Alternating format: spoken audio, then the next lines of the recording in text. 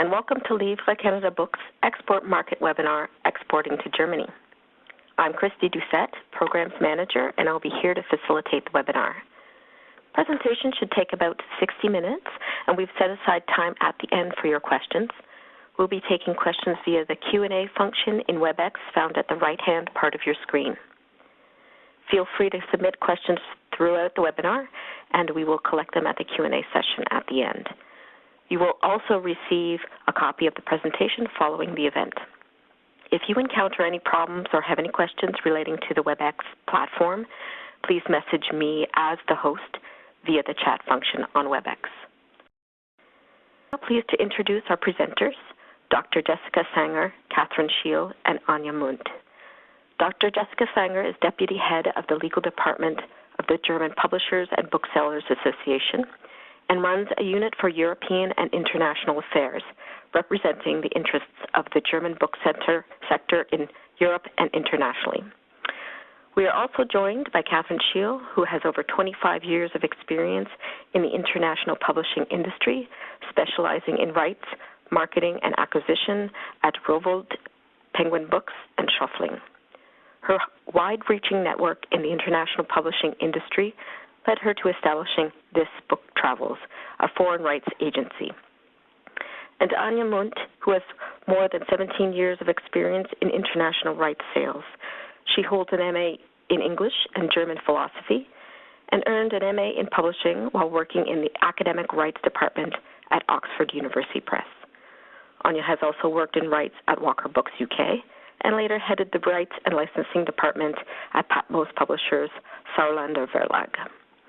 Mundt formed her own licensing agency, the Mundt Agency, which focuses on selling children's book rights in 2010.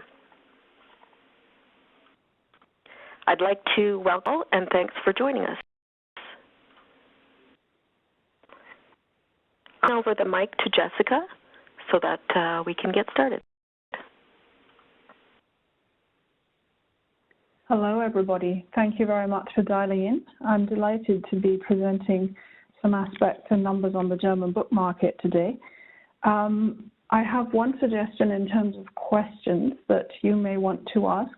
We have a long Q&A session at the end, but should there be anything that you don't understand or that doesn't become clear as we go through the slides themselves, it would probably be good if you could send me a quick message, and then I'll repeat the question that comes up to everyone and just clarify quickly so that everybody can actually follow what we're doing here. I'd like to give you a brief overview of what I'm going to be talking about today. That's on this slide. So we're going to be looking at the market itself first with quite a few numbers and graphs that we've been able to put together, mostly numbers from 2016. And then we'll move on to look at some other factors that are specific to the German book market, some of which may be a little bit unusual from your point of view, and which I would like to direct your attention to for all of those of you who are going to be venturing potentially into that market. So let's started with some numbers and the characteristics of the German book market itself. We are happy to be able to say that Germany is a country of readers. 2015, and the first three bullet points here refer to 2015, 83% of Germans had read at least one book, and quite a lot, 1 in 5 Germans said they were heavy readers. And that's something that, of course, we appreciate a lot of the sector. 51% would not want to do without books. That was also a very nice number. And in terms of the actual spending, that's an updated number. That's from 2016. Germans were spending roughly 195 Canadian dollars equivalent per year on books. So let's look a little bit more closely at the market and the numbers. The market itself is one of the most important book markets in the world, and it's remained that in 2016. The turnover is 9.28 billion euros, And in terms of the ratio between the population of Germany, which is at about 81 million, that is actually the strongest ratio between turnover and population. Of course, there are far larger markets in absolute numbers, such as the US market at about 23 billion, or China at 18 billion euro equivalent turnover. But of course, the population numbers are completely different, with the US at about 4 times and China about 16 times our population. So it is a strong market, and I think one of the aspects we'll be encountering as we go through this is that there is a broad spectrum of titles. We have a strong network of bookshops and a strong logistics system in operation. And those 3 last bullet points that you can see on the slide there do tie into another factor in the German market that I'll be explaining in a bit more detail, and that's the fixed book price. We do think that to a large extent the fixed book price has an important role in assuring that this kind of a system and that these positive factors are in place in our market. But more on that later on as we move through.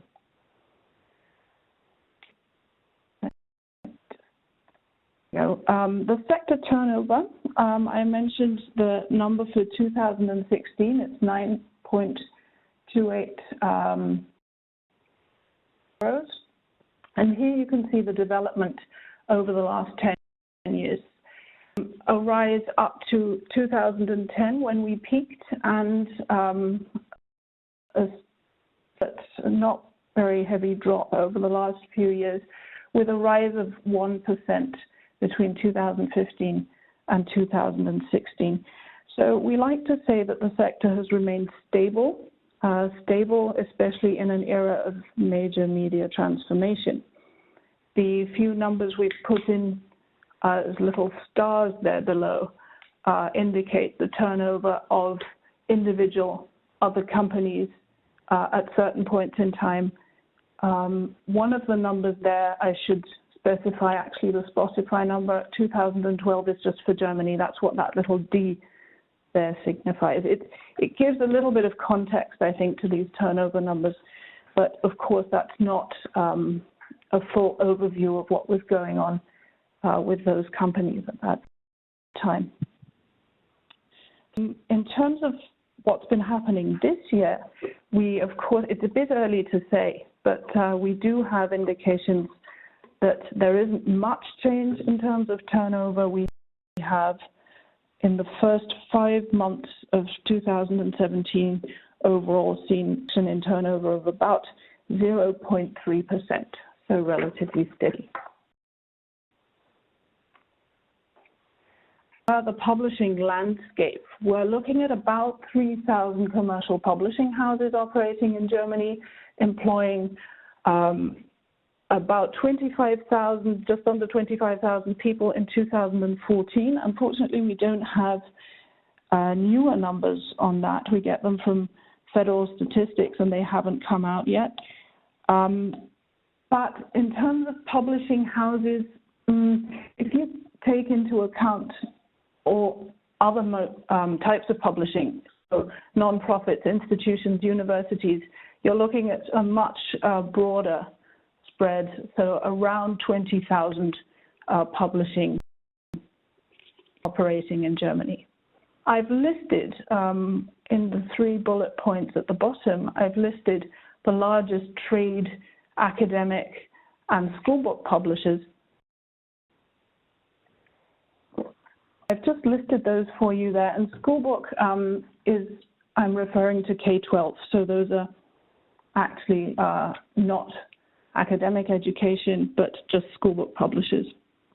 And I think in terms of the landscape, we're looking at a large number of medium-sized publishers. They're often family-owned businesses, and those businesses will be in competition with 3 very large corporate groups, and those are Random House, which is owned by Bertelsmann, Holtzbrinck Group, and the German branch of Bonnier, the Swedish Bonnier group in Germany. And those three really pretty dominant, but not in terms of, well, absolute market dominance at all. We still have a pretty broad range of publishing houses competing with them. But some of the names that I've put in the list of the 10 largest in each category there do belong to those groups. Otherwise, I would say self-publishing is beginning to be a relevant factor, but it's very hard to establish any serious numbers around that yet. So we haven't published any, and we're not able to give firm numbers on self-publishing. But it's certainly out there, and it's certainly around, especially in the segment of ebooks and low-priced ebooks. Landscape is also pretty diverse. We have around 6,000 bookshops, out of which 3,700 are small independent bookshops, about 1,200 shops that belong to chains, and 1,100 retail outlets whose main business is not actually in books, but who do sell significant numbers of books. This could be, for instance, electronics retailers that have a significant book section. In terms of the employees, the number for comparison with the number in the publishing area on the previous slide is 29,800 employees in 2014, but there we do have a provisional figure for 2016, which is at about 29,400 employees. I put in there that about 65% of booksellers do sell online. Often I think especially the ebook market is very much associated with just platforms. That's not so much the case here in Germany. We do see that a significant number of small and independent booksellers are in the online business, and in most cases that means they're also selling ebooks. Of bookshops is in decline, but in slow decline, and there is a trend towards fewer of those very large stores that we used to get for a while, and that some of the larger chains are cutting down on floor space. The largest chains for you here, it's three of them. Thalia, with a turnover in 2016 of 960 million euro. Weltbild with over 455 million euro, and this is after recovery from bankruptcy and some pretty radical restructuring over the last years. And Hugendubel is there with 340 million euro turnover in 2016. Regional chains that I've put down here for you: Osiander, that's in the southwest, Meyersche, middle and northwest. Ruprecht is active in Bavaria and Baden-Württemberg, so across the south of Germany, and Pustet in Bavaria. And those largest individual bookstores, interestingly, maybe you'll find that only Dussmann is in one of the biggest cities in Berlin, but with Witwer, Rombach, Graf and Reufel, they're spread out in Stuttgart, Freiburg, Braunschweig and Koblenz, so not necessarily where you might expect them to be in the biggest cities. I think this shows a little bit that selling is pretty strong across the country and in the regions. So what about overall trends in 2016? I was showing you the turnover graph there, and I think it shows that the book market has been pretty stable, up 1% from last year and up 0.2% over the past 10 years, with a little bit of up and down there. We think the book sector in Germany is pretty successful at entering the digital age. It has been, as I mentioned, a lot of booksellers are active in selling ebooks, and certainly publishers are very much looking at the digital transformation and shaping that.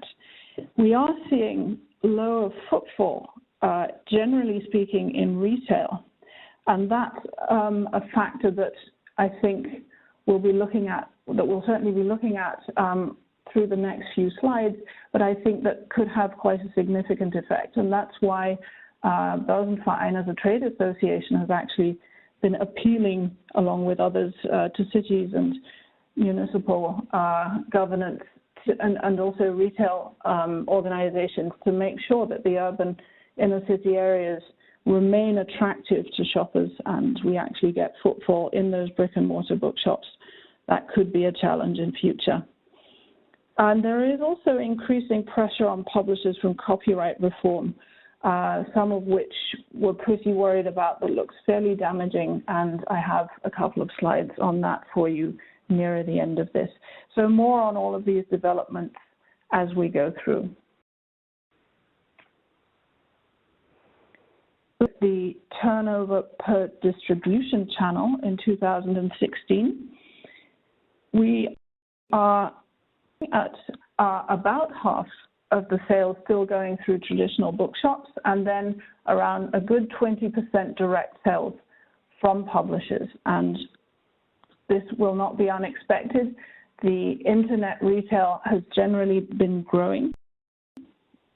A general trend over the last few years. In 2013, we did see a small drop in online retail. It was down 0.5%, and that actually benefited brick and mortar bookshops that went up by nearly 1%. But I think that's more of a slowing down of the development that we saw there in 2013, not a general turnaround of a trend. Footfall, and that we're a bit worried in some areas about retail actually getting customers into the stores. This slide shows you customer footfall, but not book specific. This is retail in general in Germany. I wouldn't worry too much about March and April. What happened was that Easter had been in April the previous year and then happened in March in 2016. But in general, you see a lot of red columns below the line there. So generally a decrease that we need to watch carefully, I think. In terms of consumer behavior, these slides, these following slides are looking at the trade market, so trade books. These exclude school books and any specialist or academic titles. We're seeing that the number of people who actually buy books, so book buyers, is decreasing. It decreased by nearly 7% over the last year. And at the same time, however, and this is how we still manage to generate the turnover and the increase in turnover this year, is that the number of books purchased per book buyer went up, and quite noticeably. It's the trade market here that we're looking at. So also, how much did people spend? Another factor in that turnover, of course. And here you can see that there has also been a slight increase up to 13 euros and 9 cents average. That's about 19 Canadian dollars. And that's in the total market, and in the trade book market, just under 11 euro, which is about 15.95 Canadian dollars.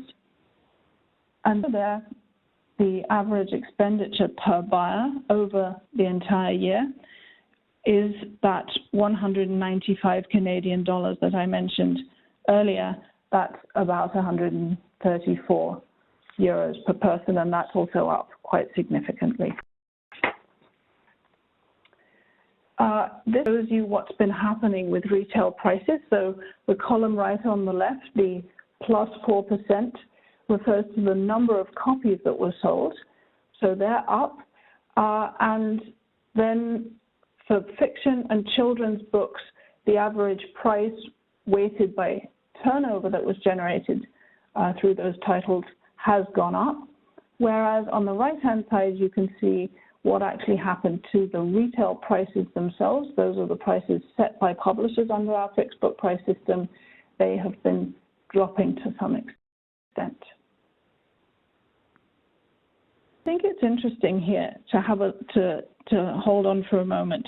So in summary, in terms of consumer behavior, we have buyer numbers down a little bit, and we have expenditure and sold units, so copies, going up. But it's important also to take a look at the age groups here, and we have found that the so-called millennials, so individuals aged 20 to 34 years old, are underrepresented the group of book buyers. So they're 17.2% of our population, but they only constitute 14.6% of book buyers. And significantly, I think that's down by 33% in terms of the number of titles purchased compared with 2006. So that's quite a long time, over 10 years, but actually 11 years, but still down 33% in that age group is something that the sector is going to have to look at. We're seeing that it's mostly younger people, so 5 to 19-year-olds, and older groups that are buying books, and this does raise questions for the future. And it's clear here, I think, that books compete with other forms of entertainment, and it is that group of millennials, so the 20 to 34-year-olds, who are the biggest spenders on entertainment. And books certainly need to get their attention and retain that attention if we want that market to continue to be as strong. Lists obviously have different ideas as to what should be done about this, but I'm sure that multi-channel marketing, convenience as a factor in the kind of offers that are developed, and also dialogue with the reader through various communication channels these age groups prefer will be important factors in that. Just a quick slide on new releases. This is really just a number. You can see that there's been a slow downward trend in the number of new releases that have come out each year. Many think that that's a relatively helpful development, given that many titles can also, well, not necessarily speak for quality, but that's an open question, I think, and I don't really want to go into that in any depth. I think it's more interesting here to take a look at the product categories and that development. So these columns show you the turnover share by category. So fiction is definitely the leading publishing sector at 31.5% of the turnover.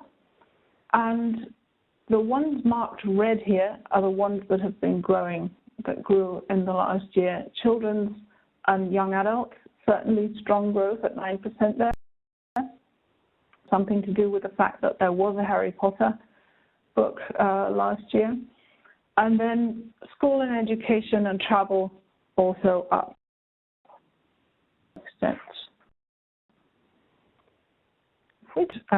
New releases from translations, quite a strong growth over 2006 to 2009. Interestingly, what happened there was that a new law had led to some litigation about translator royalties, and in 2009, or around about then, the court started taking not very good decisions about that, and it's interesting to see that that has actually had quite an effect, but still a relatively steady development over the last few years. Those 9,882 translated titles that were newly released into the German market in 2016 represent 13.8% of the overall market. I think the main reason for the increase we've seen in relation to 2015 is an increase in the number of literary translations, because they had declined quite significantly in 2015. The most important languages, of course, are English, from which these translations come, are English, no surprises there, French, and Japanese.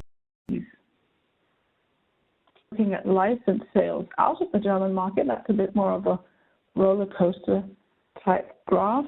Among these license sales at the moment, children's and young adults titles are the strongest category at just under 40%, and they're growing.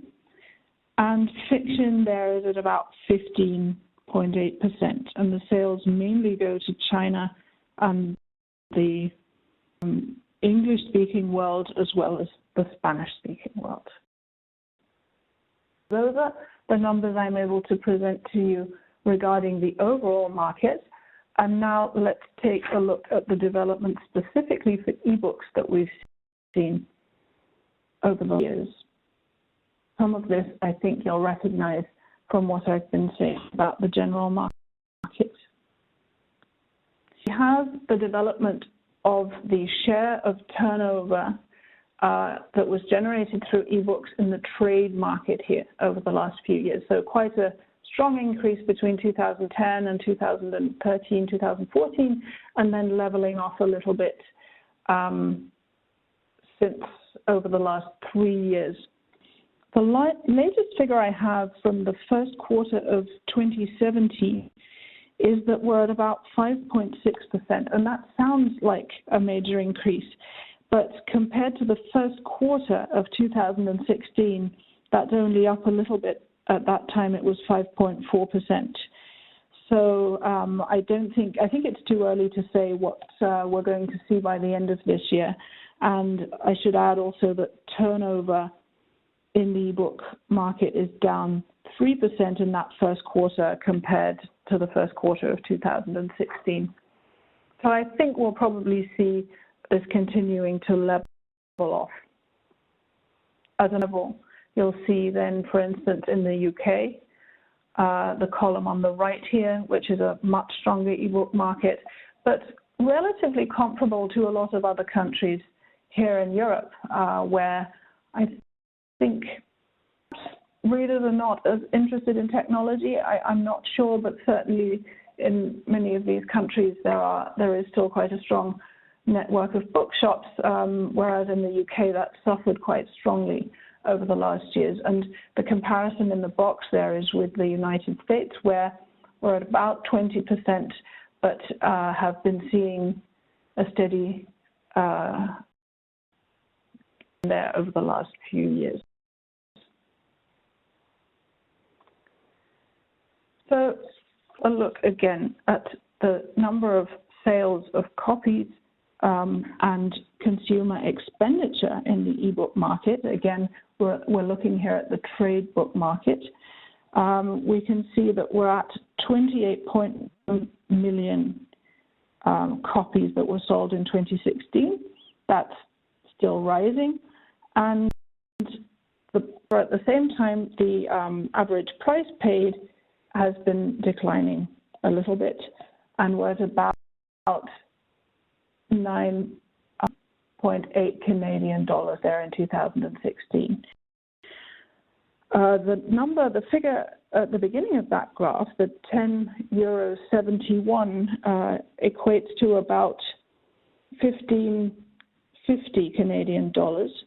And I think the prices for ebooks, which are fixed as well in the German system, they started at a fairly high level and were only at about 20 to 25% below the price of the printed edition, sometimes even only 20 to 25% below the price of the hardback, which is, I think, unusual. And I think some of that drop, especially during the first period that's shown there, has to do with the fact that customers' expectations have been a little bit different and publishers have been adapting to that.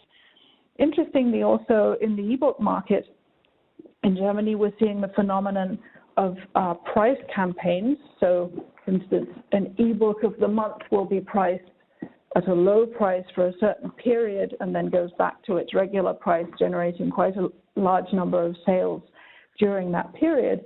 That kind of thing has been newly possible with ebooks for certain reasons of the fixed book price rules, but in any case has been quite a popular marketing instrument that has been employed.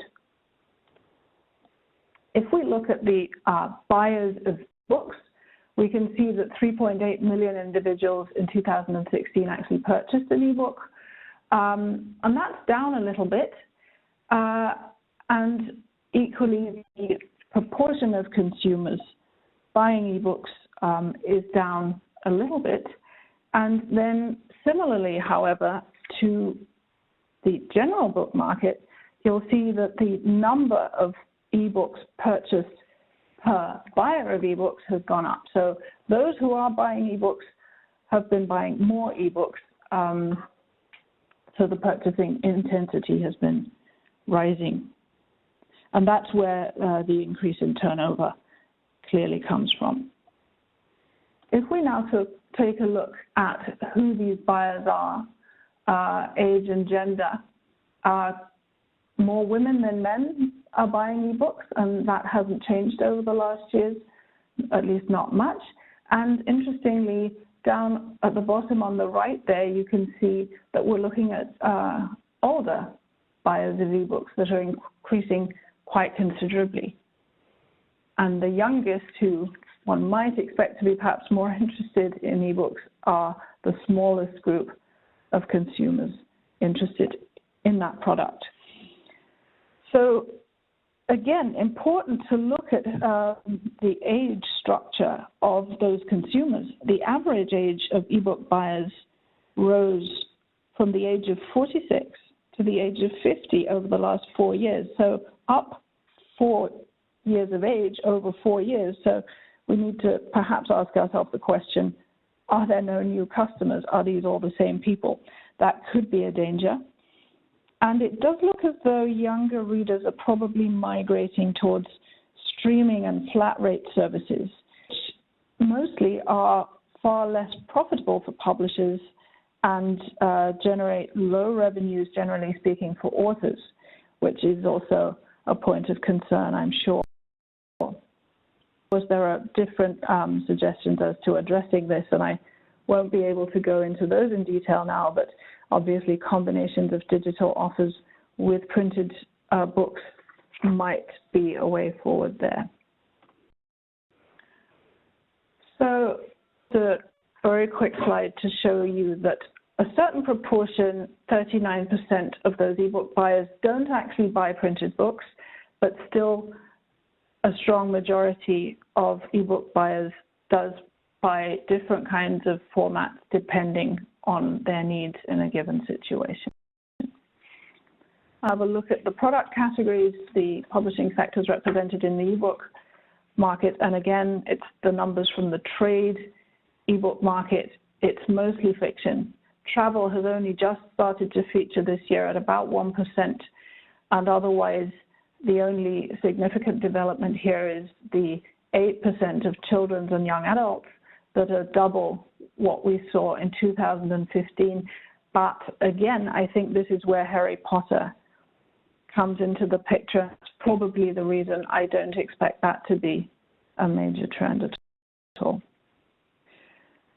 These were our ebook numbers, and just at the end of this section, I'd like to draw your attention to one aspect that is perhaps interesting regarding the German market, and that is that the Kindle ecosystem has got competition in Germany from another ebook ecosystem, the Tolino. And it's an alliance of large bookstore chains, technology provider, and a wholesaler who join forces to present readers with a range of devices, and they really cover the whole spectrum of devices for reading ebooks that consumers need. I've listed a few for you here, sort of an overview. And there are, the interesting thing about this is an open ecosystem. Customers are able to choose their retailer. They can choose each time they decide to acquire an ebook where they would like to buy it. They're not tied into anything. They can switch back and forth. They can also switch between different devices if they decide to upgrade.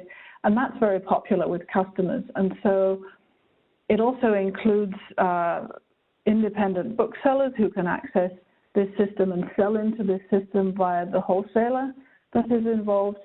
And in the German language area, so GAS refers to Germany, Austria, and Switzerland, in 2015, we estimated about a 45% market share for this ecosystem as opposed to about 39% for the Amazon Kindle. And the Tolino has launched in Belgium, the Netherlands, and Italy since then. That's perhaps a factor that is a little bit different here. A quick look at audiobooks. Again, we're looking at trade titles here, fairly consistent market share at around just over 4% over the last years, and the turnover development also relatively consistent. Format, vast majority of audiobooks are acquired on a physical, in a physical format, so in the form of a CD usually. Downloads are still very much in the minority. Development in terms of copies sold has only really risen in the area of downloads. That's over on the right there, up about 4%, otherwise relatively stable. And consumer expenditure up a little bit since last year, but not significantly. So you can just see mainly from this set of graphs that downloads are significantly cheaper on average than the physical audiobook. Once again, the number of individuals acquiring audiobooks has dropped quite significantly in the area of physical audiobooks. We know that the strongest age group buying audiobooks is the 40 to 59-year-olds. Interestingly, though, last year the 10 to 19-year-olds group was up from 4% to 9% share audiobook buyers. Again, the number of copies, so audiobooks purchased by those who do buy them, has gone up. So that's a similar development again as in the general market and the ebooks. About a third of all audiobooks are bought as gifts, and it's a very strong Christmas business. And most people buying audiobooks as gifts are over 60. So quite a strong group. Here you can just see a comparison.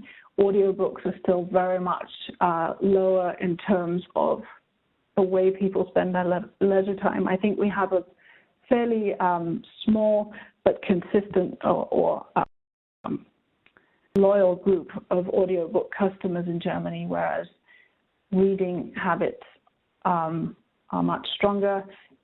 The red is frequent use, the pink is occasional, and then it goes to rarely, and the gray over on the right is never. So people who never read or listen to audiobooks. Right, that was my overview of the numbers, and I think I'm quickly running out of time here now, so I'm going to speed this up a little bit. You have all the important points on the slides that you can, I'm sure Christy will provide you with. But just quickly about the German fixed book price rules, this has been a system that we've been operating more or less forever. It's now a federal law that is obligatory. Everybody has to stick to it. It covers German language books and ebooks, but not audiobooks.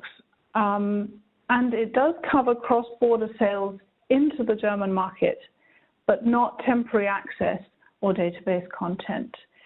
So any customer buying a book or an ebook in Germany, if it's in the German language, will pay the same price everywhere, no matter which retailer he buys from, no matter whether he gets it directly from the publisher.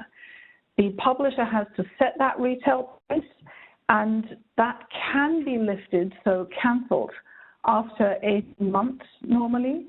But the normal practice is that the fixed price remains in place for the lifespan of a title, that it only really gets cancelled once the publisher has decided to give up on this title. Rules applying to the negotiated discounts between actors in the book chain, so between the publisher, the wholesaler, and the retailer. Those discounts, of course, are negotiated. There are certain rules that give wholesalers and also small retailers a certain degree of market, resilience, you could say. They're not entirely subjected to the factors of simple clout in that book chain, and I think that helps us keep that diversity and a very strong logistics system which is operated by our wholesalers in place. I think from this slide, the most important point I'd like to direct your attention to is that 97% at the bottom there. So a customer placing an order in a German brick-and-mortar bookshop anywhere in the country by 5 p.m. in the afternoon will be able to get that book overnight in 97% of all cases, because wholesalers have a huge number of titles available for immediate delivery, and I think that's important for us to be able to keep customers happy and avoid everybody just buying online. The standard rate is 19%.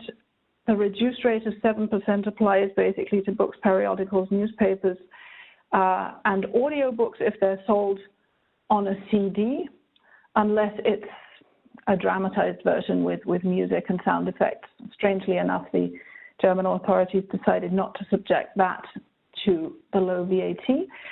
Currently, European taxation rules don't actually let us apply the reduced VAT rate to ebooks in terms of downloads, because that is classed as a service under European law, but we do expect that to change by next year. We've been lobbying very hard, and we hope that that will finally bear fruit next year, and the German government seems very much prepared to actually apply that nationally as well. Quickly on the copyright framework, which I mentioned earlier, has seen some worrying developments here. We have just received a new package of exceptions that allow pretty extensive uses for illustration for teaching and research, including a TDM exception. That will probably not impact sales as much, but I think the illustration for teaching and research exceptions could have quite an impact. So we're worried about that, especially for sectors like university textbooks, which could be hit quite hard by this. And also this exception that has come through access at terminals in the libraries and then downloads by the users of 10% per session. But since there's no limit to the number of sessions a user can actually have, that is quite a concern. And to do not prevail over these exceptions, unfortunately, the opposite is the case. Right, enforcement, and this is where we're tackling the pirates. Germany has got a fairly good track record of actually getting hold of and holding the platforms liable. The example I've put down here for you is the lead case we had in that area. It was a ruling on the RapidShare platform, which was obliged to actually check the links it was providing to some extent and register users because it was held liable under the tort of nuisance as an instigator of copyright infringement. I've put the criteria on the slide there for you in case ever you want to look at the legal side of this. So here I've put together for you something on the translation grants that are available, but Christy indicated to me that actually all listeners are probably rather familiar with this.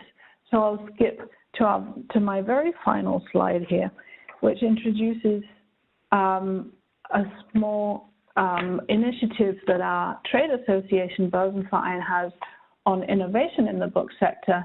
And it's a startup accelerator where we try to support startup companies who have some new and exciting ideas and business models that they're developing that are relevant to the book industry. And should you be interested in hearing or seeing more about this, I've put the title of the final presentation of this year's round right at the bottom there for you. So you would be most welcome to come and see that. And with that, I'll wrap up and thank you very much for your attention. And I hope this hasn't been too fast, but you will receive the slides. And as I said, you're welcome to ask questions. Thank you very much. Thank you very much, Jessica. I will just transfer the microphone virtually to you, Kathrin. Thank you. Yes, Christy.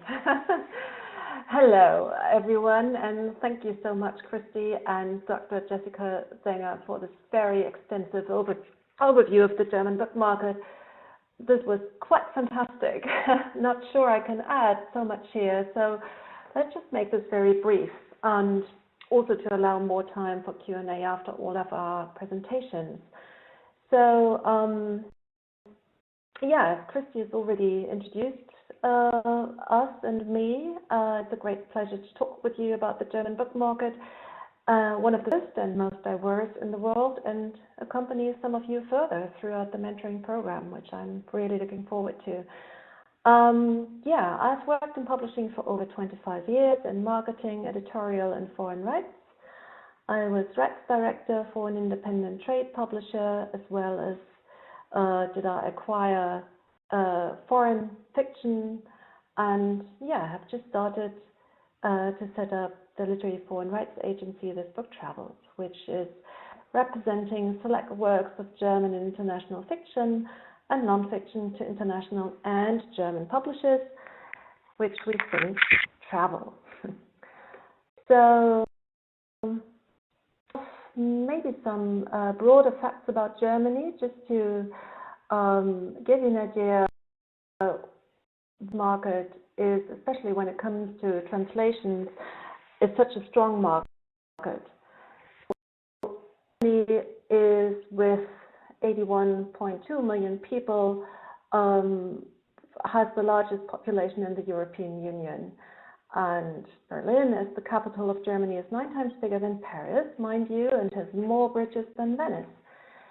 It's the world's 4th largest economy after the USA, China, and Japan. And our country at the heart of Europe, which is a strong factor in interested, I guess, in translations, and shares its borders with 9 other nations, making it the European country with the most neighbors. Federal Republic, and were not a unified state until 1871, and have arisen from many small and medium-sized states and free cities. And I'm saying this because this means that all the 16 different states of Germany have areas of responsibility of their own. And it also means that although Berlin is the capital, there is a decentral cultural and economic structure with around 300 theaters, 630 art museums, 130 professional orchestras, and 18 musical theaters. So Germany surely is world leader in terms of sheer variety and cultural facilities. And in the case of book publishing, this means that publishers are, as Jessica had already been saying, located throughout Germany in various cities, such as Berlin, Frankfurt, Hamburg, Munich, Stuttgart, or Cologne, or even, of course, in the smaller or more, say, smaller places, cities in Germany, something that foreign publishers often get confused about. So, German book market. Let's start. German book market. Characteristics and outlook is has a revenue of 9.2 billion euros, at least in 2015, and has been slightly lower revenues than in 2014, but it's managing comparatively well with a minus of only 1.8%. Non-fiction, more book buying online, as again Dr. Jessica Sänger had already indicated. But since more than 10 years, the publishing industry is quite stable in this area of major media transformation. Brick and mortar bookshops remaining the industry's largest distribution channel, and the shop's share of the overall market dropped only slightly to 47% in the last year. Foot traffic at German bookstores is going down slightly, with customers continuing to shift to online outlets, but it still is the case that very strong and very, very dense network of bookstores, and I think this decline in gain in spending, though at the same time, is reflected in a rise in consumer per capita spending too. So the spending on books actually is coming in at a slight increase in 2016. The average book price in Germany actually went up by 2.6%.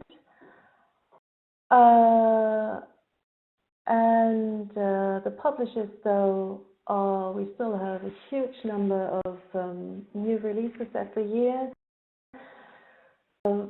So as part of an ongoing trend, the publishers continue to curtail the number of new books they publish, but we're still talking of a large number of almost 80,000, now falling to 72,000, but really a good number of new books every year. And one area you will be pleased to learn and to know that did grow in number of titles published was translations, which hit 9,882 in 2016 and accounted for an overall of 13.6% of all books published. So it's predicted until 2020, when Canada will be guest of honor for the Frankfurt Book Fair, it's predicted a shift in what Germans are reading. We have a slight going down in fiction sales. We have a slight going down, at least in print and non-fiction sales as well, but a slight rise in non-fiction e-book sales, estimated by 2020. And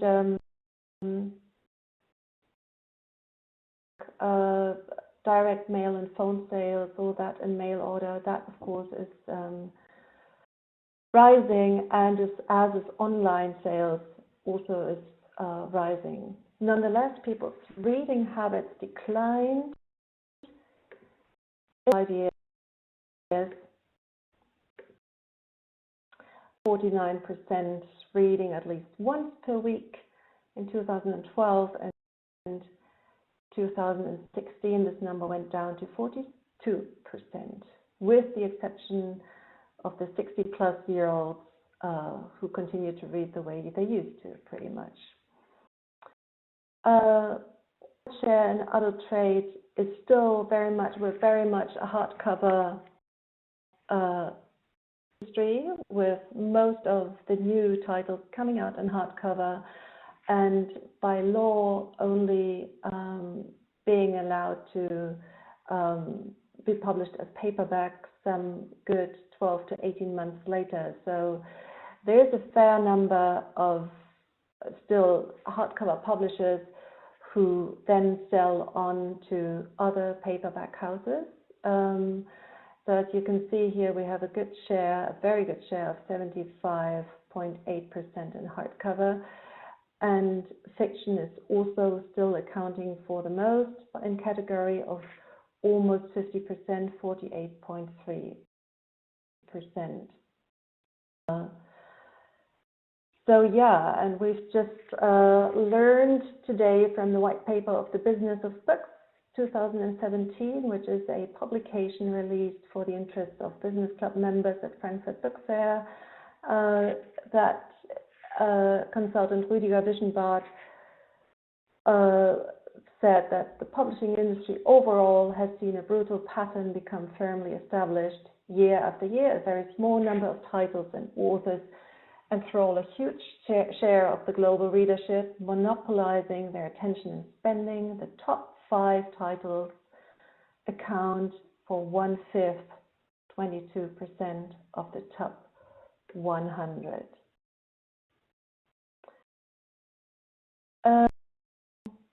Right.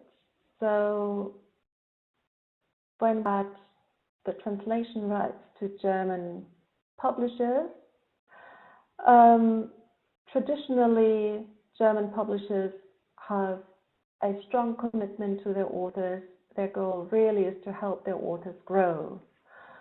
And translations also traditionally played a huge role in the German market. In fact, I think foreign publishers are always surprised to hear that we don't, in bookshops, separate translations from the rest.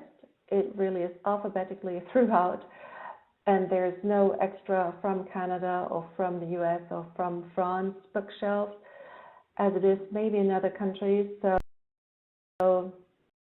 it's really a very strong and consistent market, luckily. English remains, as has been said before, the dominant language in selling language rights to Germany. Literary agents in Germany, interestingly enough, from that factor, originally acted as sub-agents. So we're only, as of, say, relatively recent, learning that literary agents are actually also accounting for a growing number of grown national German authors and or even original international authors. But originally their role was primarily acting as sub-agents. We have, normally in the rights sales publishers, we have very active rights departments as I said, yeah, this result of strong publishers' commitment to their authors. We have, when we're talking about how you can prepare, of course, and I'm sure we'll be going into that in much more greater detail in the mentoring program, but just in general, with, of course, the Frankfurt Book Fair being the biggest and the largest and the most diverse in the world, it is vital to know the German publishers. So really know your customers and try and meet them face to face where you can. What do the publishers publish? Luckily, we now have the internet. This has become so much easier in learning what have they acquired recently. Key personnel, what they loved, what they didn't buy. You learn that through face-to-face meetings, what they wanted to buy and what they are aiming to buy in the future. And for a rights person or even just someone from a publishing house wanting to get a foot into the German market in terms of selling translation rights, knowing your customers is vital, and grow and maintain an up-to-date and valid database and get as much information as possible. What always, I think, astonished me in the past when I was also acquiring foreign fiction was that so few ever would ask, so what is it actually that you're interested in, and what have you bought in the past, and what would you like to buy? And just really ask as much as you can and listen. And this may become, maybe for the second or third meeting, and whether that is face-to-face or online, take your time and listen, and only then later will this information provide very valuable in selling directly to the publishers.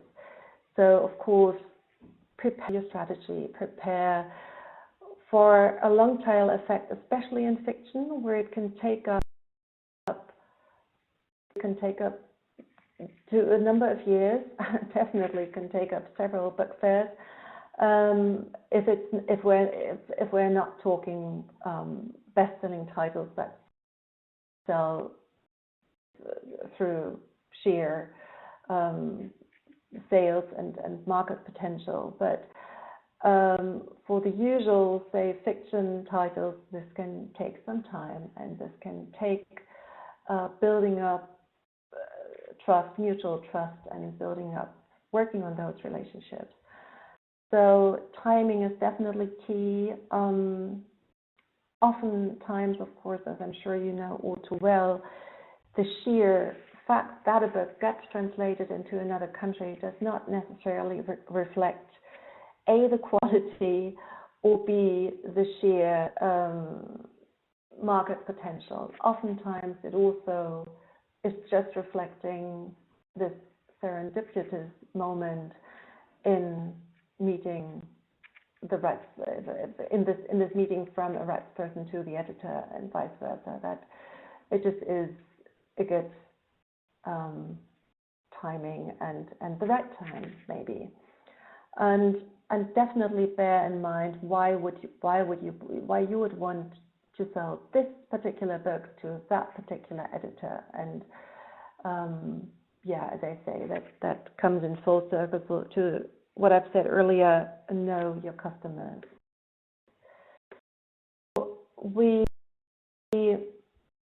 This whole subject of contracts would be covering a whole book, but say in general have key points ready.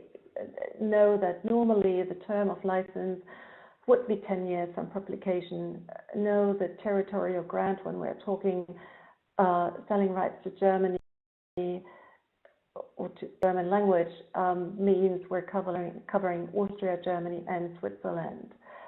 Know the format, that we are talking several formats in this country, starting in most cases with a hardcover, then a paperback, a trade paperback, then a third format, a mass market paperback. About how the publisher handles electronic and other subsidiary rights. About whether you want, say, 7 years from publication or 10 years from the time of the agreement. The publication terms, meaning, are we talking 4 months from the time of the agreement the publisher has time to prepare, or is it 36 or even shorter than that, 18? Then, of course, we have the advances and royalties, which in itself is a big, of course, subject. You want, know what you can get, and this, of course, is all very effective because it very much depends on what you're selling and how strong the competition is, and how well the book has done in your own market, and what the perspective of the author is. The overall strategies say that you have in mind for this book and author you need to be well prepared for. As we heard earlier, the sheer sale and acquisition of translation rights in 2016 increasing again, with Germany selling mostly into the Chinese market, then came English, then into the Spanish, Italian, and Polish market, with an overall increase in selling rights of 16.7%. A slight decrease in buying from foreign markets of 5.1%, but still English remains, and in that you're very lucky, the most dominant language with 63.8%.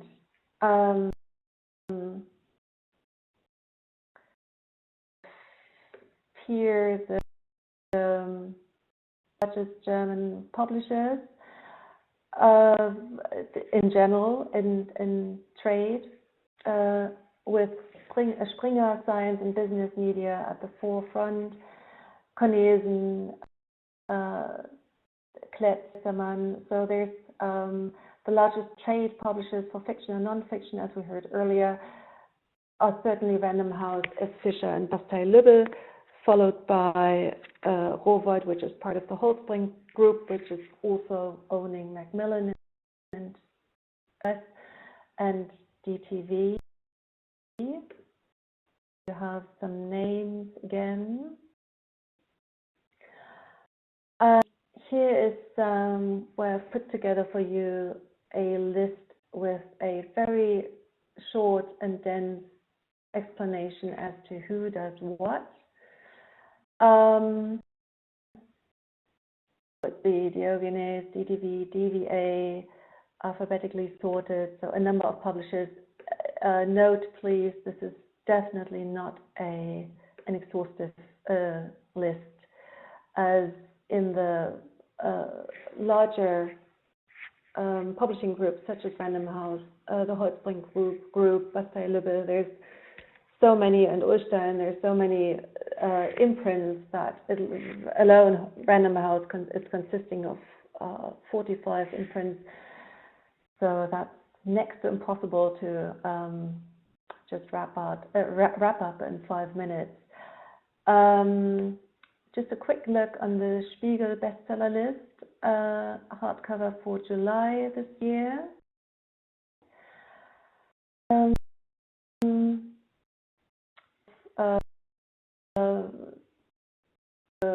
25 fiction bestsellers.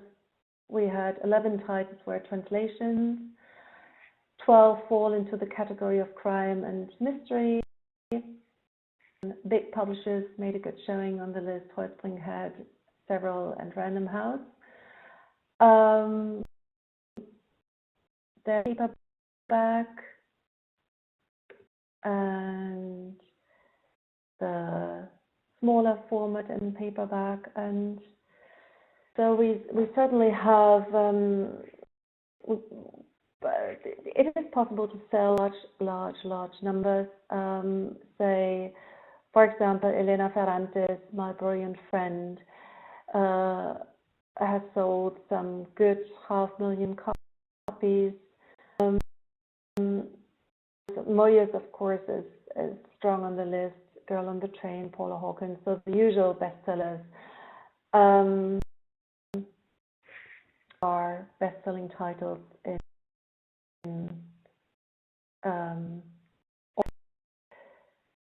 so inside also we have right now we have Peter Wohleben, which I'm sure has actually by Greystone been translated to into Canada and into so many languages so far. So yeah, it's German literature is on the rise, definitely, but as I said before, English language still dominates the translation market. So over to, I think, now the children's book market, and thank you very much for listening in. Very much. I'm going to pass the baton here, Anja, and there you go. Thank you, and welcome everyone to this very interesting webinar.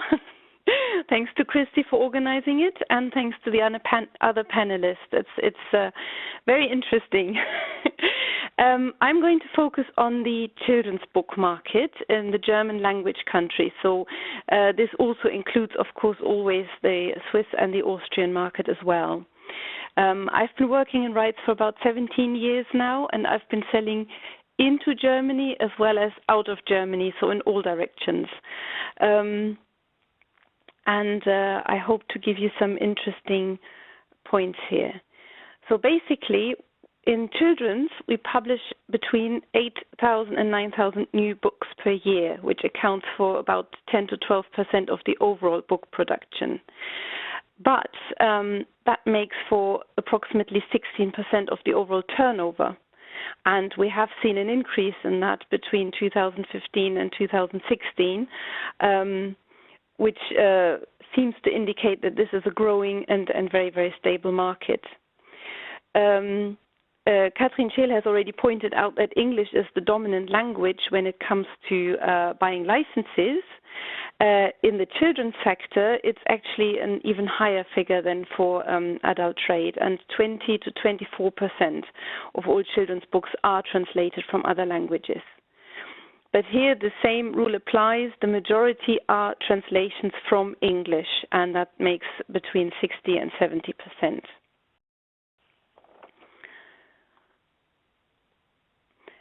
The licensing of children's books abroad is becoming of increasing importance. It has always been important, but it has seen steady growth. So, for example, the Börsenverein, the German Publishers Association, does this lovely statistics every year, and asking all the publishers to hand in the figures of how many licenses they sold in which area, segment, and what languages, how many licenses, etc.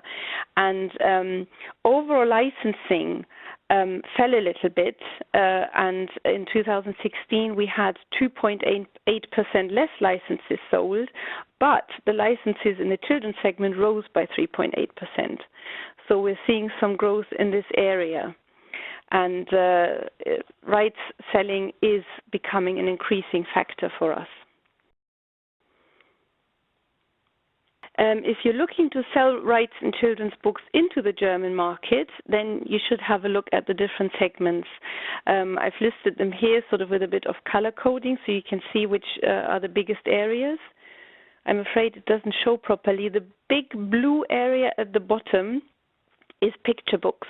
The word picture, I think, cannot be read properly. So you can see the largest areas are the green on the left, which is the children's literature up to 11 years of age. Then we have YA fiction, which is the orange, which is 12 years and plus, and the picture book area at the bottom with 19.6%. And another area that is of interest is non-fiction and non-fiction picture books. What is notoriously very much geared towards the German market and is very hard to get into with books from outside of Germany is the area of play and learn. The first readers and preschool books and storybooks, fairy tales, poems, etc.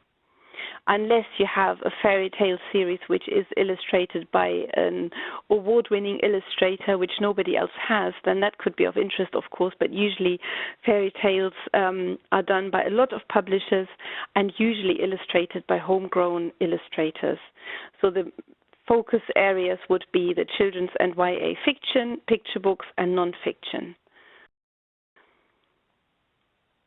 Looking at the Spiegel bestseller lists, which are already have been published for children's books for August, we can see that the distribution is similar as in the adult area. We see translations here. So the first spread here is on the right-hand side. We have the picture books. And on the left-hand side is the column with the non-fiction list. In the non-fiction list, that's fairly balanced. We have 2 titles from French and 3 translations from English. And in the right-hand column, it's similar to what Kathrin said earlier, that you see the usual bestsellers like The Girl on the Train, also on the German lists. Here we have The Gruffalo, we have The Very Hungry Caterpillar, and we have Goodnight Gorilla. All classics in the Anglo-American markets, but the same here, firmly established on our bestseller list. For August, for this list, the 7 remaining picture books are German originals, but that can differ from one best-selling list to the next. if we're looking at the fiction bestsellers for children's fiction, which is the left-hand column, and young adult fiction on the right-hand column, it changes, and it's more of a picture as to what we're getting in trade adult. Here, 6 out of the 10 best-selling young adult titles are translations from English. I must note 2 are Harry Potter titles and 1 is a Diary of a Wimpy Kid title. So that really distorts the picture somewhat. If there's a new title out in either of those series or ranges, then that obviously doesn't leave a lot of space for other titles. In children's fiction, we have all German originals. And I've had a look to see how that translates to overall bestsellers in 2016. And I had a look at the Amazon best-selling list, what sold best on Amazon. And out of the 25 best-selling titles across the entire last year, 17 were translations from English. And 5 were from the Diary of a Wimpy Kid series, and 4 were Harry Potter titles. I remember Dr. Jessica Sänger saying earlier that the figures for children's book publishing could be slightly distorted because of that effect, and I would say yes, they certainly are. Because if there are these big titles in there, that changes the figures drastically. Situation in German children's publishing is confidence on the one hand and a little bit of pressure we feel on the other hand. So in 2016 we had 8 or 9% growth, and this leads to a lot of people thinking that this is a very stable sector and even growing, as we've seen in the licenses sold in children's, they've gone up. So there is an increasing number of startups, and publishers are launching new imprints. And some adult publishers are announcing the launch of children's lists that they want to go into. Others have already launched children's lists. So we see quite a bit of activity here to mirror the fact that people have a lot of trust in this sector. We also see foreign publishers who are launching German branches. So, for example, the Polish publisher Année has launched a German branch in April 2015. Little Tiger in London has just founded a German publishing house called the German equivalent of 360 Degrees, which is one of their non-fiction series. They launched this in June this year to bring that best-selling series into Germany directly rather than licensing it.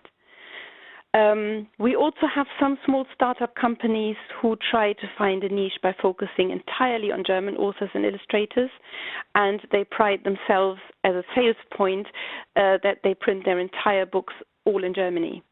So it's this whole produce local, sell buy local, etc. Strategy that we have.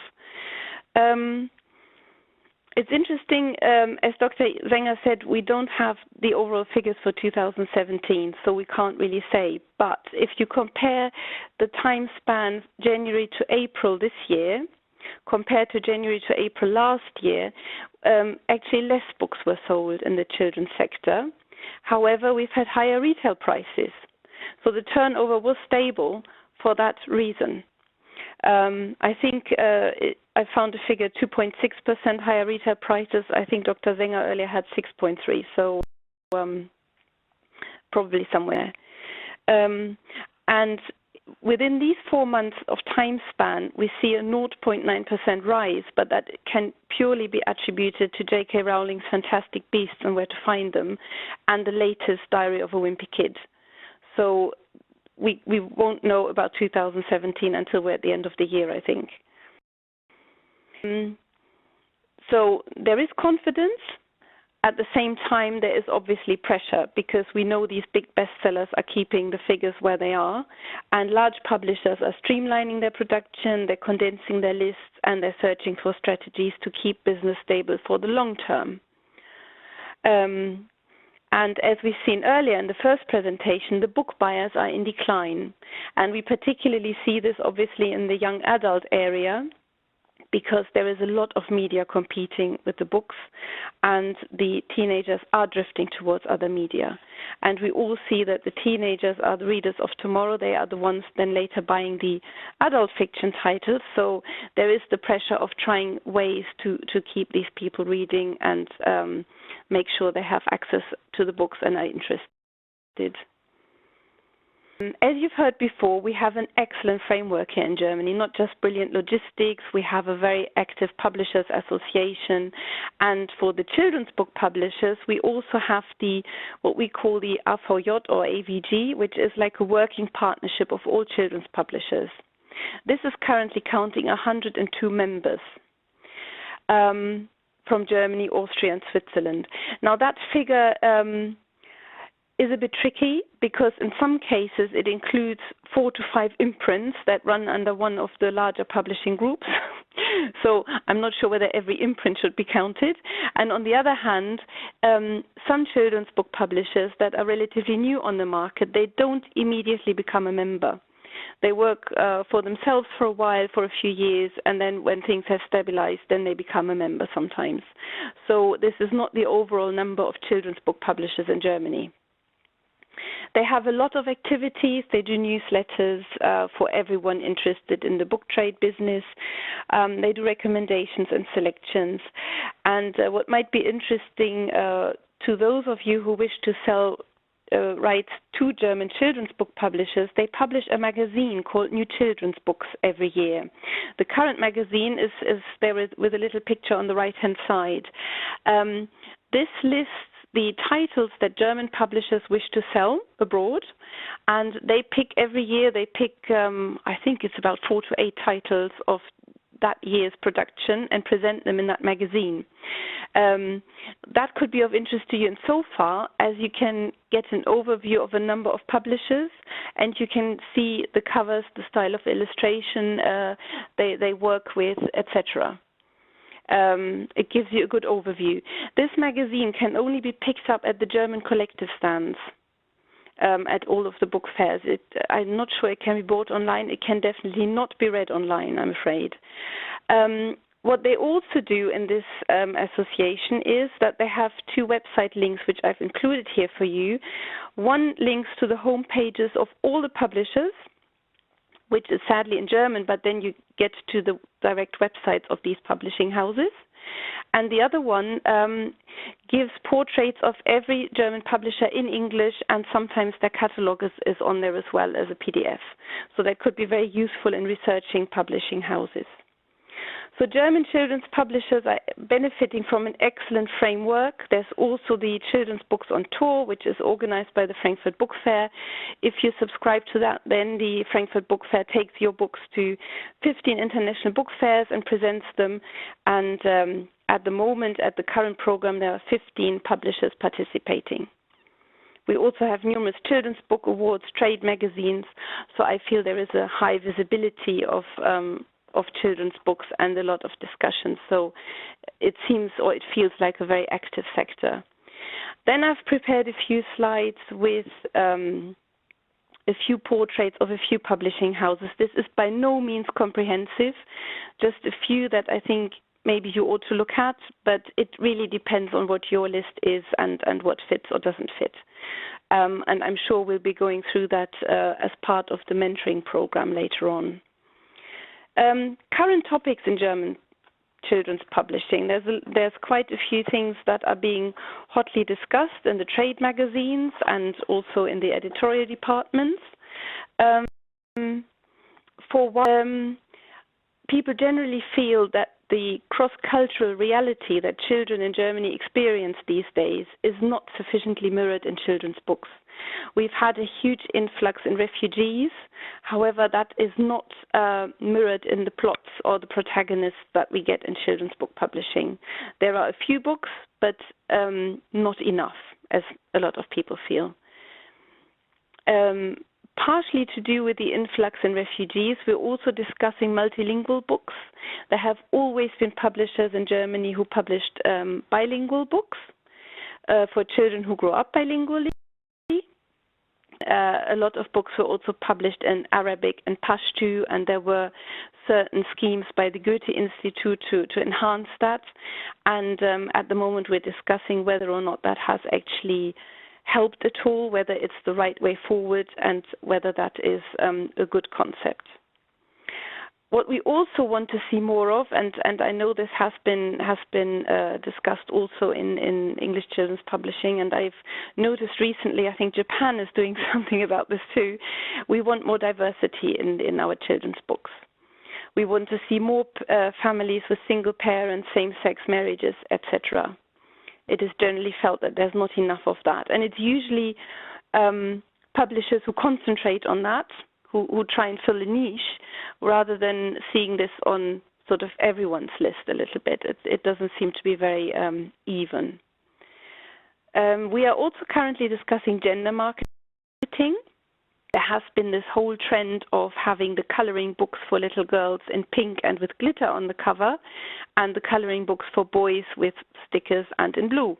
And that is something that the larger trade publishers have done, and that seems to have been fairly successful, but I get the feeling that interest is waning a bit and people are getting a bit tired of that. And there are also some voices that are strongly against this kind of gender marketing, but it's still being discussed. We're looking for good middle grade fiction. In YA fiction, we're looking for realism, and we've realized that fantasy, dystopia, and romantasy are still going strong. Fantasy was waning a little bit a couple of years ago when booksellers said they'd had enough and they weren't quite happy to stock it anymore. They'd had a bit of an overload, but now it's sort of turning back, and I find that people are asking for fantasy again, so that seems to be on the up. Topics that are popular or seem to be popular currently are pets, football, and riding and horses. Riding and horses, I must say, I don't know any other country other than Germany where there are so many books for children and young girls on riding and horses. That seems to be a very German concept, I think. In the young adult segment, we are obviously having the problem with the declining readership. There is the same trend to be seen that we see in adult fiction, in that books are published now with an English title, and it has a small German subtitle. So the English title is remarkably bigger, as you can see with the two examples I've put there. This is also happening in adult fiction in Germany.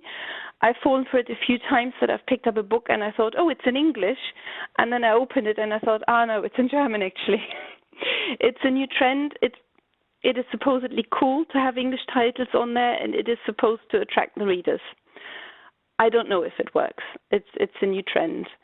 Some of us are also very much aware that this target group is going towards mobile phones, reading short extracts of text on a mobile phone, on a smartphone.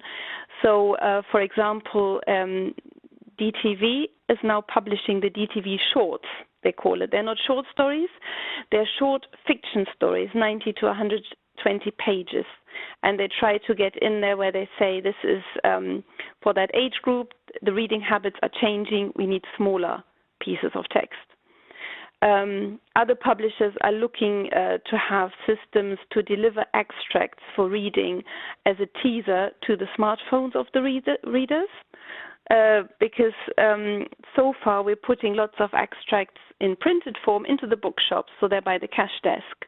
So you can pick up this tiny little leaflet and get a bit of a sample read. But it depends. If the kids are not going into the bookshop in the first place, they're not getting that. But they're all having a smartphone. So this is the idea that that you get them to be informed of the new publications in that way. And we're looking strongly at bloggers and influencers being any sort of celebrities that are known from television, or some that have their own YouTube channels, and if they recommend books, can they be used to bring the books to this readership? These are the current things we're discussing.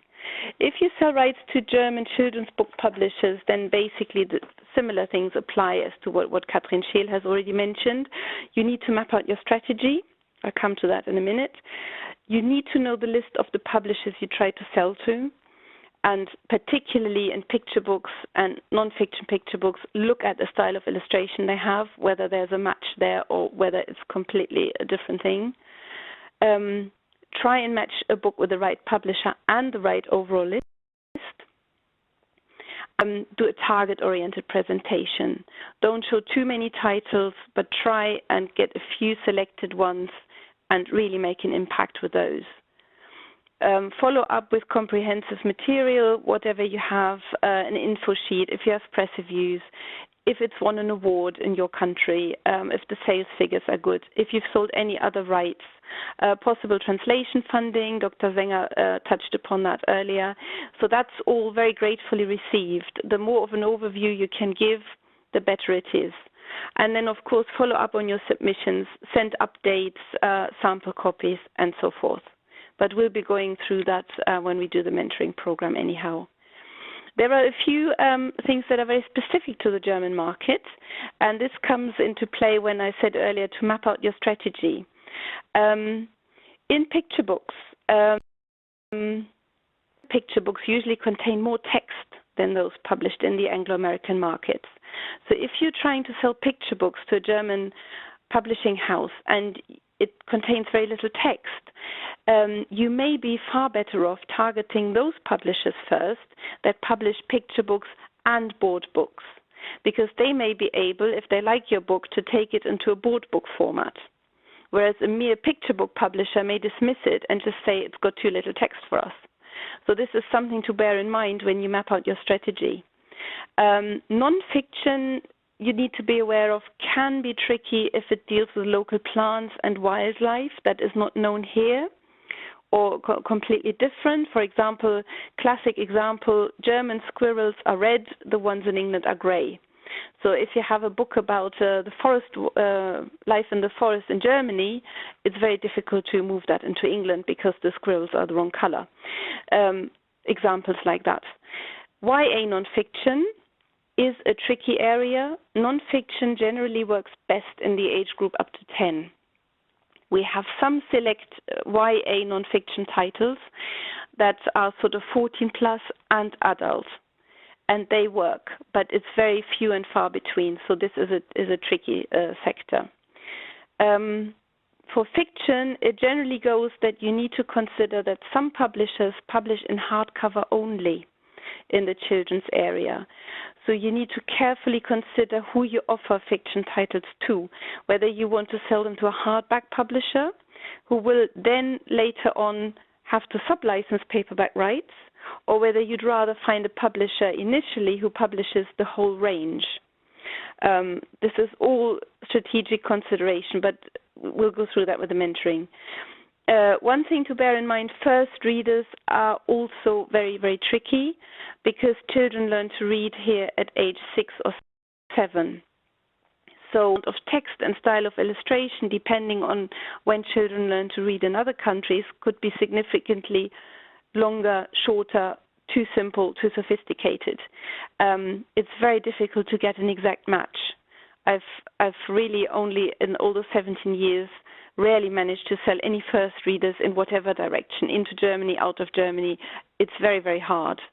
In Germany, it's a segment that has been very strong for years, and a lot of publishers have had their own series and how to learn to read concepts. There's various concepts on the market. They've all been developed by teachers, and then every publisher had a little bit of a different concept and put it out.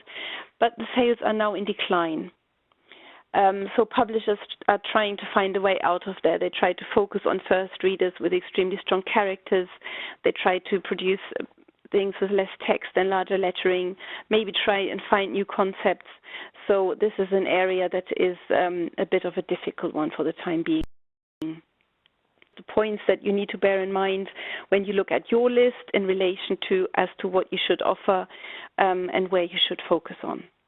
But I look forward on taking that further with you as part of the mentoring program. And I say thanks for your attention, and I'll be intrigued to find out what questions you have for us. Thank you. All. We can now open the floor for questions. I'll ask that any attendees who have a question to go ahead and type it into the Q&A box at the bottom. We're a large group today, and if you could type in the name of the presenter to whom you're addressing your question, that would be helpful as well, and we can then go through them one by one.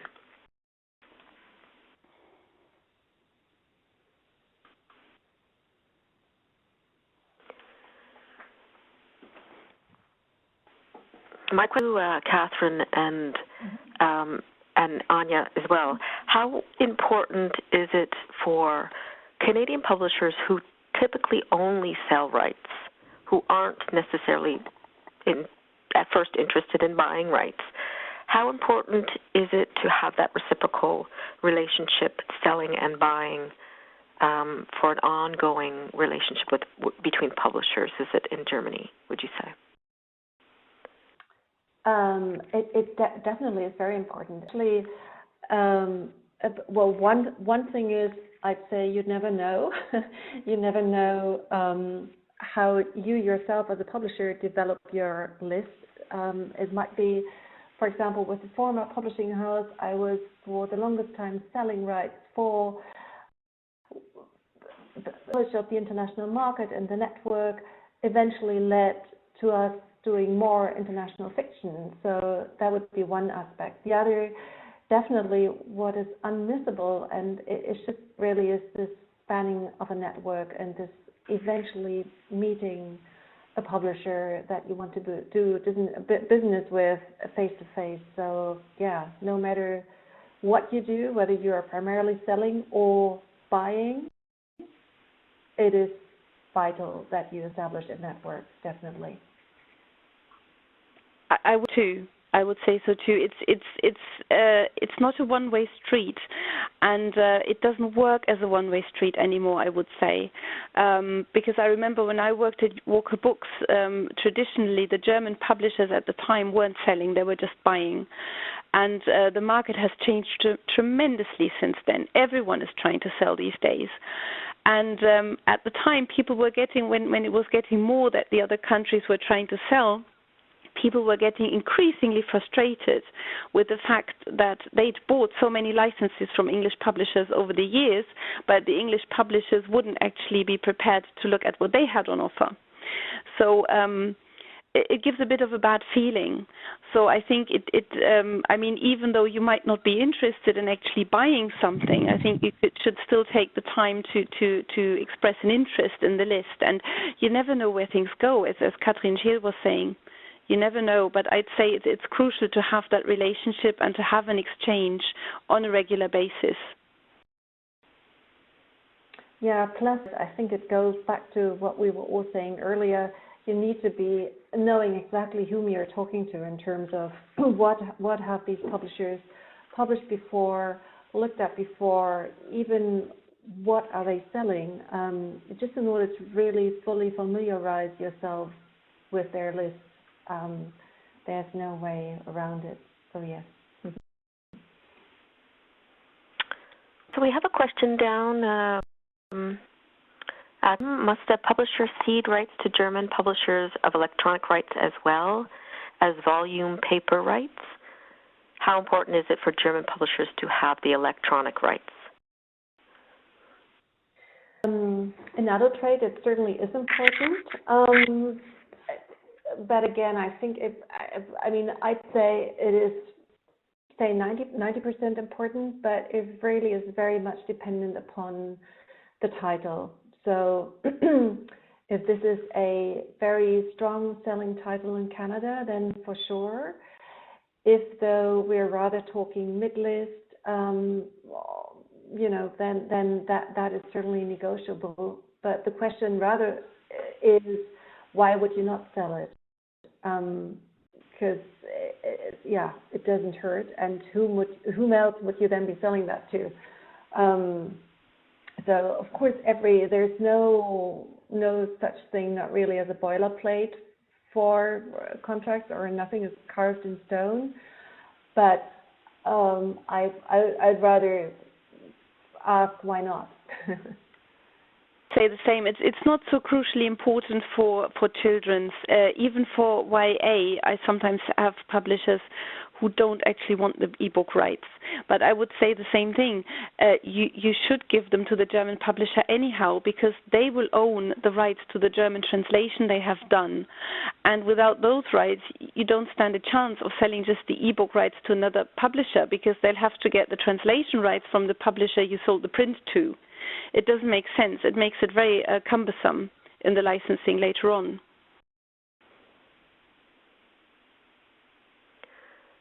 For you, Anja, I'm an author of fiction for youth, 11 to 15. My publisher is giving the rights to me for the German market, since I wish to do the work to find a publisher. Common for a writer to get directly into contact with a German publisher? I've seen both. It depends. There are writers, illustrators of children's young adult books who are very established abroad, who are in direct contact with publishers in other countries, including the German market, and some go through an agent. It really, really depends. Depends on. I think I would make it also dependent on whether I'm capable of traveling to book fairs myself and take all those meetings. Because I think this is crucial. You can't just do it via email from far apart. I think you need to meet face to face, and that's the question: whether the logistics of traveling to book fairs is actually feasible or not. So it's a question of that as well, I think.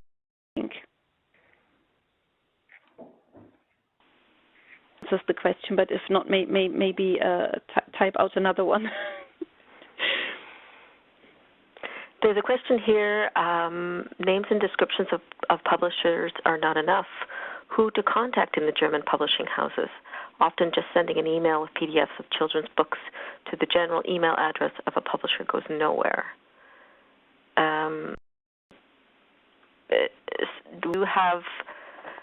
Is there a particular position title that they should be looking for when sending, when trying to contact a publishing house? Difficult to say. I mean, of course, you don't have anything but the general email address when you try and contact somebody and you have a look on the website. But it is so compartmentalized within the publishing houses. So even in a children's book publisher, one might be just looking at the picture books, and one might be looking at the first readers, and the next editor is doing the children's fiction. It really depends on the product you have as to who you should contact. It's not easy. It's not as easy as giving one email address per publisher.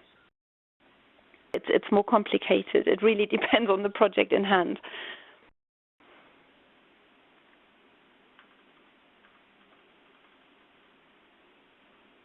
I just see one up here in the chat. Interesting that the children's publishers are looking for diversity. Is this true of publishers of fiction and nonfiction for grown-ups as well?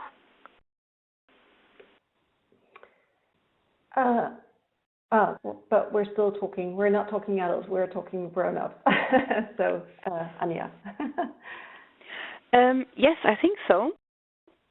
I think primarily for picture books, I guess, but for non-fiction as well. Fiction too, definitely, because we don't have many children's fiction titles where the protagonist might be of a different skin color or from a different cultural background.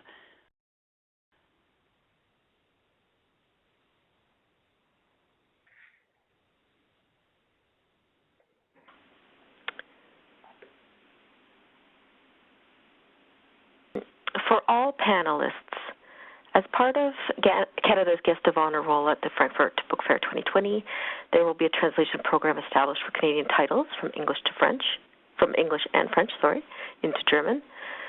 Some of the details shared today are helpful in understanding what German publishers are looking for. Can you suggest any sources or methods that would help to understand trends as well as what German publishers will want available in German for Frankfurt Book Fair 2020? Sorry, can you repeat that slightly? That question, that was not very clear. Yeah. Can you suggest any sources or methods to help understand the trends as we move forward to 2020 of what the German publishers. The trends, right? Oh my goodness.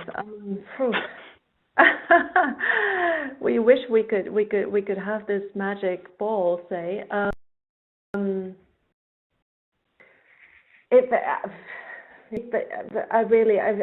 think in general, at least when it comes to adult fiction, and also non-fiction slightly, it really is difficult to say. It is what you want to do is you want to follow the market from afar through publications such as Publishing Perspectives, or other, other industry media. It also, I think, is what really I think helps the most is being in constant touch with the publishers themselves and really hearing from them firsthand what they're interested in and what they would like to buy. Because of course, oftentimes, so when we're talking, obviously we're now heading to the book fair, Frankfurt Book Fair in 2017, but we're already talking of 2020 of the guest of honor. So yeah, just stay tuned, I'd say, with the publishers and talk to them and find out what they're interested in. Yeah, it really is such a broad question. It's difficult to answer that, at least when it comes to the adult trade. I don't know, it's probably different in the children's book market. I mean, I've talked about the trends and the discussions we're having at this moment in time. I don't have that magic bauble to see what's going to happen. That's the thing. I think the clue is really to talk to publishers and see what they are discussing in-house, which areas they are going into, whether they might be launching a new imprint or whatever, and then find out that way. But there is no method as such, and I wouldn't know. Things like that aren't published anywhere as such either. They are discussed as part of seminars that take place, but there's no central place as to where that kind of information can just be called up. No. Question here about on the topic of academic books, and perhaps neither of you will be able to speak in detail about it. And if not, that's fine. Can you comment on the market for English language books in Germany, and in particular for academic books? Can you offer any suggestions for distributing into the German market? I'm afraid no, not my area. I'm afraid. Sorry. I would guess that a lot of academic books are read in the English original, first of all. So I think this is more of an export question. And then as far as the distribution goes, I would try and tap into the big wholesalers, because I know that Libri, for example, they have this whole, I don't know whether they still do, I'm not into sales, but they used to have this whole English catalog of English books that were up for distribution. It was at the time fiction and children's books. They may have an academic branch, I really don't know, but they are the ones who should know. I would talk to the wholesalers, that is KNV and Libri, to see if they can point you in the right direction with that. But my guess is it's less likely to be translated. It's probably going to be used in the English original. What are the main topics for adult books?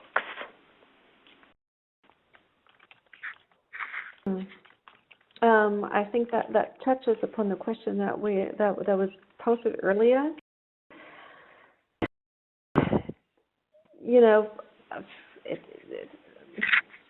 Really, it's difficult to say. It's definitely, it has to fit to the publisher.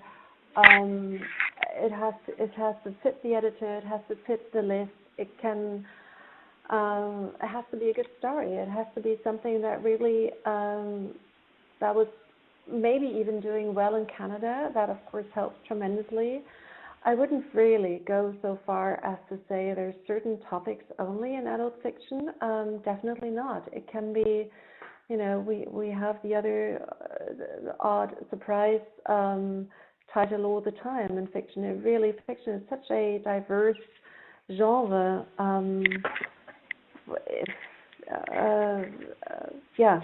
It really is. It can be anything. If it sparks your passion, and if you are really, really, really excited about it, then that oftentimes is really half the rent. I'd say.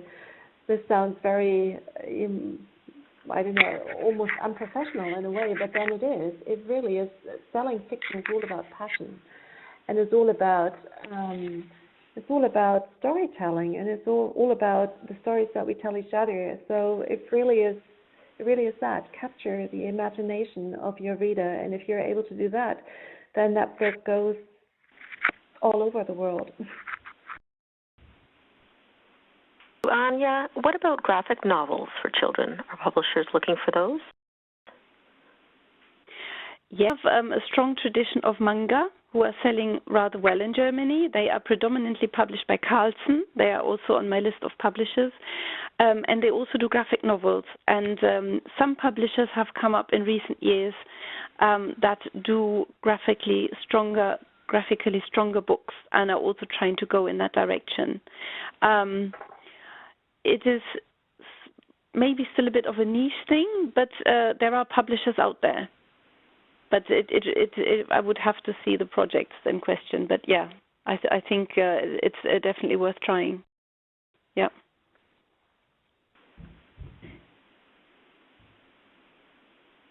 Are either of you accepting meetings at the upcoming book fairs to propose certain lists of Canadian titles?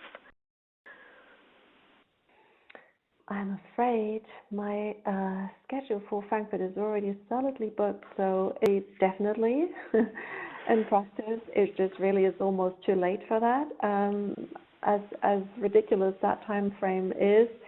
But yeah, in general, definitely, always. It really is that, at least for the adult trade sector, and I'm sure that reaches into the children's books. Book market as well. Globally, meetings are scheduled as early as June, beginning of June. So at this time of year, most schedules are full. Yeah, unfortunately. Attend any of the other book fairs, London, for example? Yep, absolutely. Okay. London, always. So yes, definitely. I mean, definitely. So the short answer is definitely be in touch, and we will find a way to communicate and to see what can be done. So it just is that Frankfurt is always being booked very early, but yes, London for sure, or the European book fairs, occasionally the US, New York. So there's definitely lots of possibilities to meet in person for sure. If not this Frankfurt, then definitely in the next coming fairs.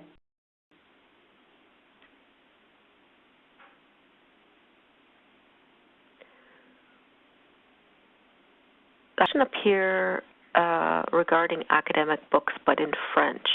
Do Germans read as well in French as they do in English? Nope. No. No.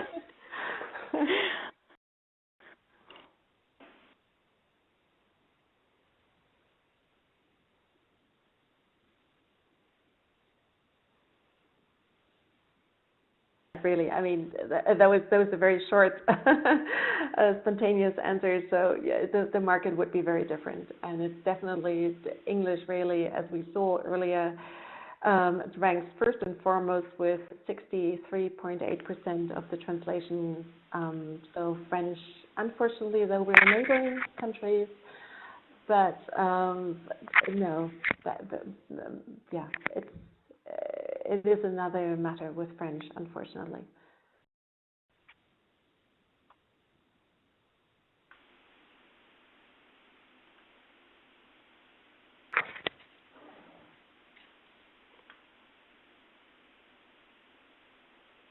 Does it help to translate only an extract of a YA book from French to English, or Do we need the whole text translation for consideration?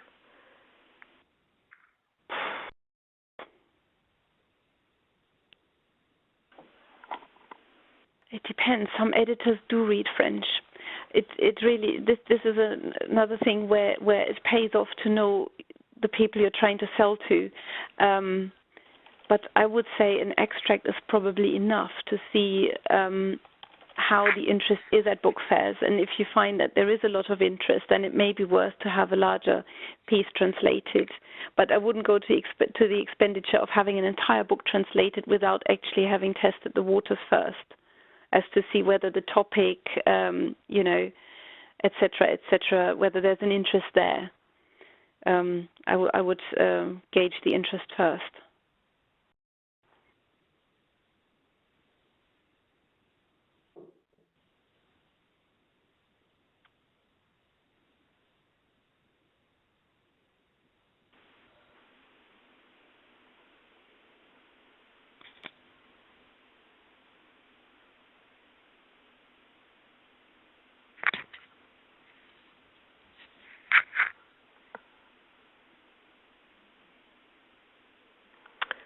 Are children's publishers in Germany primarily interested in seeing new front list books?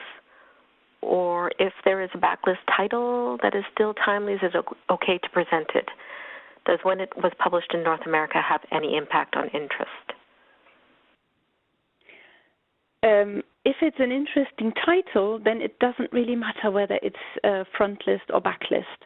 If it is a topic that really fits that particular publisher's list or something that particular publisher might be looking for, then the consideration of front or backlist doesn't really matter that much. Yes, if it was published in the US and it has had an impact there, then of course we would be interested to know. But that goes again, send any information you have on sales figures, any track record, etc. But it really depends on the quality of the book, the writing, the story, the topic. I think that's the primary concern.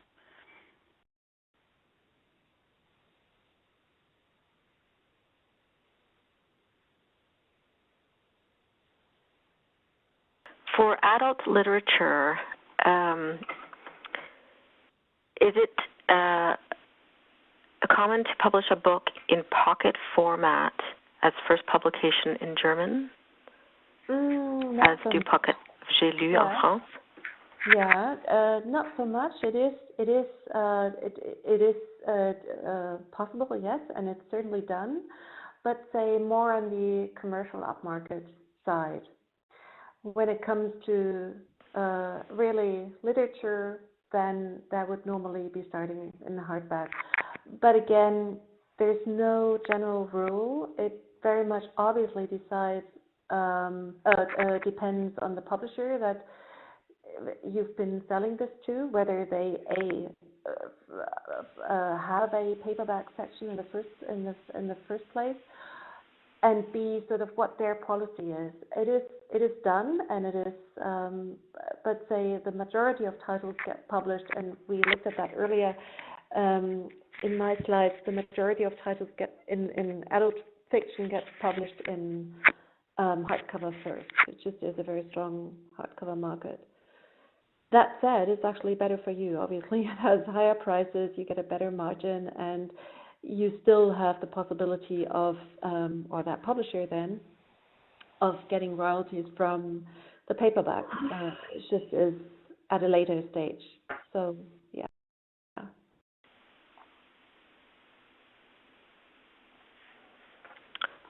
Wonderful. Thank you. As we've now come to the end of the webinar, I'd like to warmly thank our presenters for such a comprehensive view of the German publishing market.